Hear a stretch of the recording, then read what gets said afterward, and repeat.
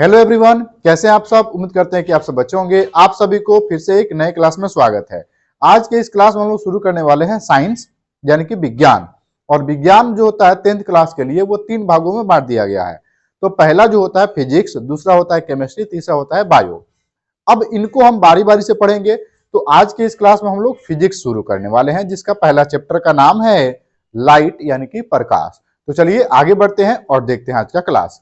तो पहला है विज्ञान यानी कि साइंस किसे कहते हैं। तो साइंस होता क्या है, देखिए हमारे देश में जितने सारे साइंटिस्ट हैं या फिर कह लीजिए वैज्ञानिक हैं, तो जो वैज्ञानिक नए नए चीजों के प्रयोग करते हैं, उनसे जो भी उनको ज्ञान प्राप्त होता है उन्हीं को हम कहते हैं विज्ञान। ठीक है, अब इसको डिफिनेशन के माध्यम से कैसे समझेंगे, देखिए लिखेंगे विज्ञान यानी कि साइंस किसे कहते हैं। तो इसका आंसर हो जाएगा विज्ञान का अंग्रेजी शब्द साइंस होता है, जो लैटिन भाषा के साइंस या शब्द से लिया गया है, जिसका अर्थ जानकारी प्राप्त करना होता है। अर्थात मनुष्य द्वारा किया गया प्रयोग द्वारा प्राप्त ज्ञान को ही विज्ञान कहा जाता है। जैसे रेडियो, कंप्यूटर, मोबाइल इत्यादि, ये सब जो होता है वैज्ञानिकों द्वारा नए नए चीजों के प्रयोग करते हैं या फिर नए नए चीजों को बनाते हैं, और जो भी वो ज्ञान प्राप्त करते हैं उन्हीं को हम क्या कहते हैं, विज्ञान कहते हैं। ठीक है, चलिए आगे बढ़ते हैं। भौतिकी या फिर कह लीजिए फिजिक्स किसे कहते हैं।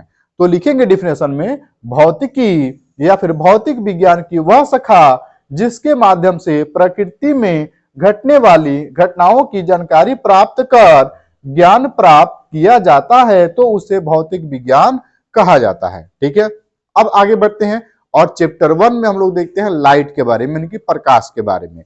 तो लिखेंगे चैप्टर 1, और जिसमें हम पढ़ेंगे प्रकाश यानी कि लाइट किसे कहते हैं, इसका वेग कितना होता है तथा इसके गुणों को बताइए। ठीक है, तो लाइट किसको कहेंगे, देखिए जब भी हम किसी वस्तु को देखते हैं तो उस वस्तु को अपना एक प्रकाश होता है, और प्रकाश यदि नहीं रहेगा तो हम लोग किसी भी वस्तु को नहीं देख सकते हैं। जिस तरह से हम अभी आपके सामने ये क्लास शूट कर रहे हैं, तो हमारे अगल बगल में बहुत सारे लाइट लगे हुए हैं, जिसके कारण से आप लोग को हमारा छवि और साथ ही साथ ये बोर्ड पे जितनी सारी लिखावट है वो दिखाई दे रही है।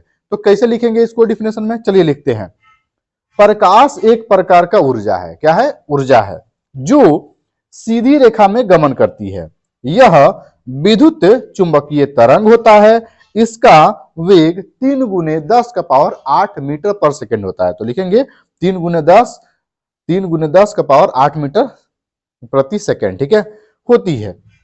अब आगे बढ़ते हैं, इसका गुण क्या होता है, तो गुण के बारे में भी देखेंगे। तो लिखेंगे यहाँ पे गुण, 1 नंबर, प्रकाश ऊर्जा का एक विशेष रूप होता है। प्रकाश जो है ऊर्जा का एक विशेष रूप होता है, जैसे सूर्य का प्रकाश निकलता है तो एक जगह जो है ना एक स्रोत से उत्पन्न होता है। ठीक है, आगे बढ़ते हैं।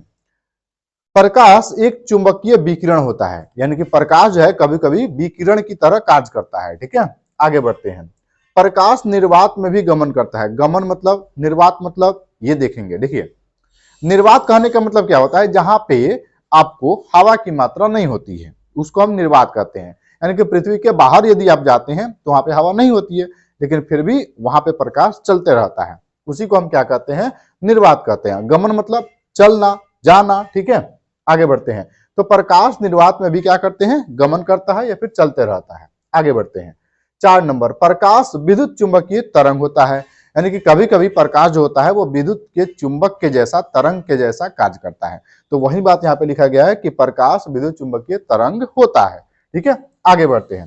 किरण किसे कहते हैं, देखिए किरण क्या होता है।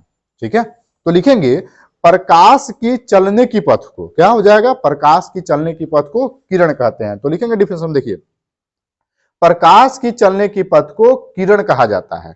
ठीक है, अब आगे बढ़ते हैं। प्रकाश पुंज किसे कहते हैं, तो देखिए किरणों के समूह को, देखिएगा ध्यान से, प्रकाश पुंज किसको कहेंगे, तो किरणों के समूह को। तो लिखेंगे यहाँ पे किरणों के समूह को प्रकाश पुंज कहा जाता है। बहुत सारे किरण जो है एक साथ समूह के साथ अगर चलते रहते हैं तो उनको हम क्या कहेंगे, तो उनको कहेंगे प्रकाश पुंज कहेंगे। क्या कहेंगे, प्रकाश पुंज कहेंगे।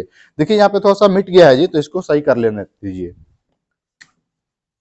यहाँ पे प्रकाश रहेगा, क्या रहेगा, प्रकाश। ठीक है, ये हो गया। अब प्रकाश पुंज किसे कहते हैं, तो लिखेंगे किरणों के समूह को प्रकाश पुंज कहा जाता है। ठीक है, आगे बढ़ते हैं। समानांतर प्रकाश पुंज किसे कहते हैं?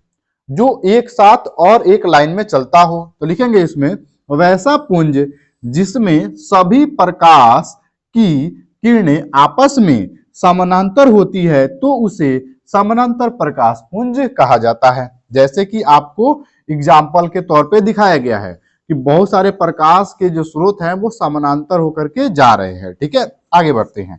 अभिसारी प्रकाश पुंज किसे कहते हैं? अभिसारी, देखिए लिखेंगे डिफिनेशन में, वैसा प्रकाश पुंज जो आगे बढ़ने पर एक बिंदु पर मिलती है तो उसे अभिसारी प्रकाश पुंज कहा जाता है। यानी कि चारों तरफ से, जैसे मान लीजिए हम यहाँ पे खड़े हैं और हमारे अगल बगल लाइट लगा हुआ है, लेकिन सारे का फोकस किधर है? मेरे तरफ है या फिर बोर्ड के तरफ है, तो उसको हम क्या कहेंगे? उसको हम कहेंगे अभिसारी प्रकाश पुंज कहेंगे। ठीक है, चलिए आगे बढ़ते हैं। अपसारी प्रकाश पुंज किसे कहते हैं? ठीक है, तो लिखेंगे वैसा प्रकाश पुंज, तो लिखेंगे वैसा प्रकाश पुंज जिसके किरण एक बिंदु से आगे फैलती है तो उसे अपसारी प्रकाश पुंज कहा जाता है। यानी कि इसका एग्जांपल आप ले सकते हैं, एक मोटरसाइकिल ले लीजिए। मोटरसाइकिल का जैसे ही आप हेडलाइट ऑन कीजिएगा रात के समय में, तो देखिएगा एक जगह लाइट जलाते हैं लेकिन पूरे रोड पे आपको दिखाई देता है। तो कहने का मतलब क्या है कि एक जगह लाइट जलाए और पूरे फैल जाए। ठीक है, आगे बढ़ते जाए और फैल जाए, तो उसको हम क्या कहेंगे? अपसारी प्रकाश पुंज कहेंगे। तो आज के क्लास में इतना ही, फिर मिलते हैं अगले क्लास में। तब तक के लिए जय हिंद, वंदे मातरम। और अभी तक आपने मेरे चैनल को सब्सक्राइब नहीं किया है तो ऐसे ही सब्सक्राइब कर लीजिए, थोड़ा सा लाइक कर दीजिए, ताकि आपके ही एक सपोर्ट से हम लोग आपका क्लास और आगे बढ़ाने का प्रयास करेंगे। तो मिलते हैं अगले क्लास में, तब तक के लिए जय हिंद, वंदे मातरम।